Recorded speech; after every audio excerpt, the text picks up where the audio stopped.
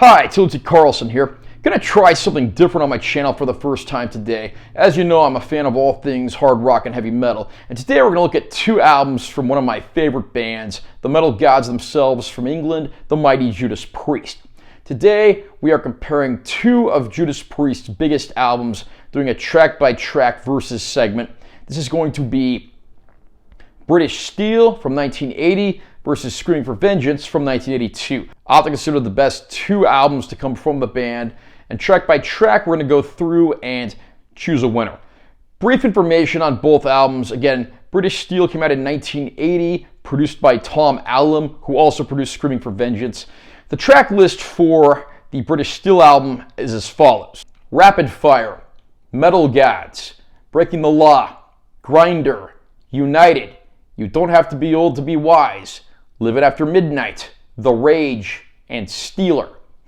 Screaming for Vengeance, again, 1982, also produced by Tom Allen. The track list is as follows: The Hellion, Electric Eye, Riding on the Wind, Bloodstone, Take These Chains, Pain and Pleasure, Screaming for Vengeance, You Got Another Thing Coming, Fever, and Devil's Child. Both albums feature the same classic five-man Judas Priest lineup of Rob Halford on vocals, Glenn Tipton and KK Downing on guitar, Ian Hill on bass, and the late Dave Holland on drums. Random trivia: Ian Hill is the only person that's been with Judas Priest since their conception. He's the only man to appear on all of the band's records. Without further ado, let's go ahead and get started. For the purpose of this ranking list, The Hellion and Electric Eye are being counted as one track. That gives us an even 9 tracks to compare to one another. Let's get down to business. Number 1, we have Rapid Fire from British Steel versus The Hellion, Electric Eye from Screaming for Vengeance. Rapid Fire delivers exactly what it promises. It's a fast-paced, hard-rocking track that kicks off the British Steel album in fine form. The Hellion, Electric Eye, of course, the Hellion intro starting things off and then it exploding into Electric Eye, featuring some of the band's best instrumental work and Halford vocals.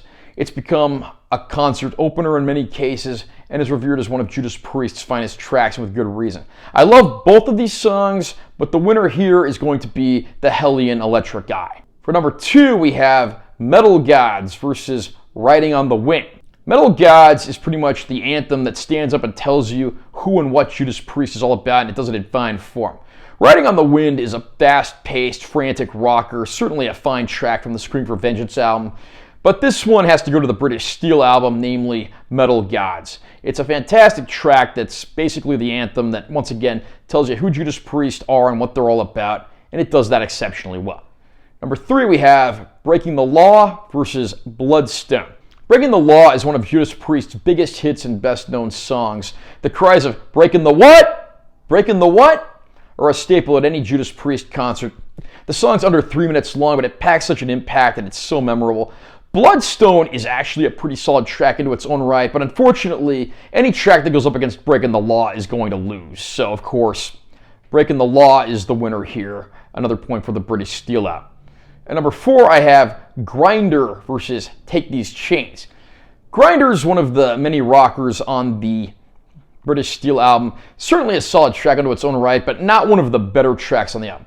On the other hand, Take These Chains is a bit of an underrated melodic rocker. This song was actually written by songwriter Bob Halligan Jr., who also has writing credits with bands like Kiss, Kix, and Helix. So this one, even though Grinder is a solid enough track, I gotta give this one to Take These Chains, which I think is a pretty good track that doesn't really get enough credit. So that's one more point for the Screaming for Vengeance album. At number 5, I have United from British Steel versus Pain and Pleasure from Screaming for Vengeance. United was Priest's attempt at making an arena rock anthem that would, as the title dictates, unite the audience in their love of rock and roll and what they stand for. They'd previously attempted this on the previous album, Killing Machine, aka Hellbent for Leather, with the song Take on the World, but I think this was actually a better attempt at that formula. Pain and Pleasure, as much as I like the Screaming for Vengeance album, always felt sort of like a last-minute filler track to me. It's not a bad song, but it's not one of the more memorable ones either. So United wins this one. That's another point for the British Steel album. Number 6, I have You Don't Have to Be Old to Be Wise versus Screaming for Vengeance. You don't have to be old to be wise. Again, kind of one of the middle-of-the-road tracks on British Steel. The title cut for Screaming for Vengeance, it's one of the loudest, fiercest, most ferocious Judas Priest tracks. It's a killer anthem and certainly one of the best Judas Priest songs. Again, anything that goes up against this song is going to lose, so I got to give another point to Screaming for Vengeance on this one.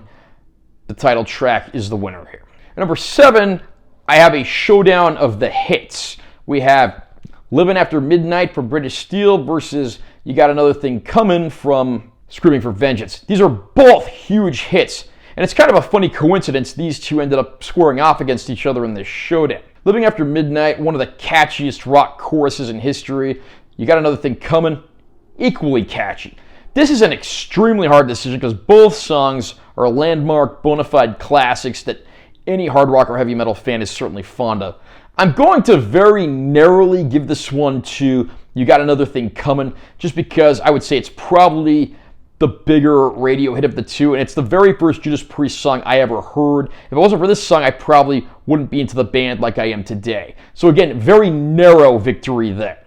At number 8, I have The Rage from British Steel versus Fever from Screaming for Vengeance. The Rage is a rocker that doesn't get talked about much, and it includes some of Ian Hill's best ever recorded bass work.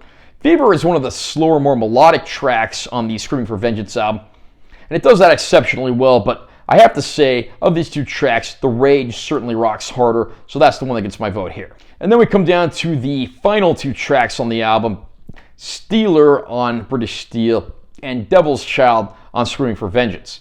Steeler is a great hard rocker that does finish off the British Steel album in fine form, even if it's a track that doesn't get talked about very much. In the case of Screaming for Vengeance, we have Devil's Child. This song is just infectious and catchy, and that this wasn't a bigger hit is absolutely criminal. Honestly, I think if AC/DC recorded this song, it probably would have been a much bigger hit.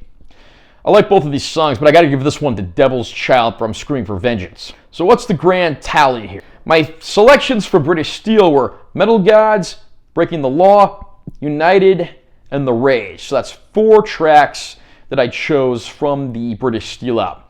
From the Screaming for Vengeance album, I've chosen The Hellion Electric Eye, counted as 1 track again for the sake of this list. Take These Chains, Screaming for Vengeance, You Got Another Thing Coming, and Devil's Child. So it's 4-5 in favor of Screaming for Vengeance. Screaming for Vengeance wins this one, but again, not by much. This was a really close contest. 2 great albums. So now that we come to the end of this list, what do you think? What do you think is the better album? How would you stack these tracks up against one another? Do you agree with my decision? Comment down below and let me know what you think. Just keep it civil. That's all I ask. Also, remember to subscribe to this channel for more content. I'm always posting new videos. And make sure you give this one a like if you found it helpful. I'm Taylor T. Carlson. I'll see you next time.